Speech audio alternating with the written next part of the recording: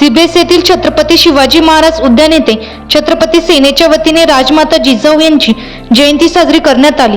प्रारंभी राजमाता जिजाऊ यांना आव्हात्मक व्याख्यानातून मयुरी विजय सोनवणे यांनी जिजाऊ आणि सद्यस्थितीतील कुटुंब व्यवस्थेबद्दल मुद्देसूद विवेचन केले।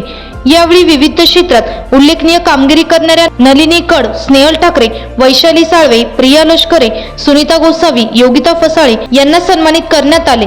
यावेळी बोलताना गेली 8 वर्ष राजमाता जिजाऊ यांचे जागतिक दर्जाचे स्मारक नाशिक येथे होण्यासाठी छत्रपती सेनेने पाठपुरावा करत ते मंजूर करून आणले। त्याचे कामही छत्रपती शिवाजी महाराज उद्यान येथे सुरू झाले असून हीच खऱ्या अर्थाने जिजाऊंना मानवंदना असल्याचे शिवसेना जिल्हाप्रमुख अजय बोरस्ते यांनी सांगितले। छत्रपती सेनेचे संस्थापक अध्यक्ष चेतन शेलार व निलेश शेलार यांनी स्मारकामागील भूमिका व आराखडा कसा असेल याबाबत मार्गदर्शन केले। कार्तिकी शिंदे आणि अनुष्का गवई यांनी वंदना सादर केली। शिवजन्मोत्सव समिती अध्यक्षा शिल्पा सोनार यांनी प्रास्ताविक केले। प्रगती देवरे यांनी सूत्रसंचालन तर महिला आघाडी जिल्हा अध्यक्ष पूजा खैरे यांनी आभार मानले।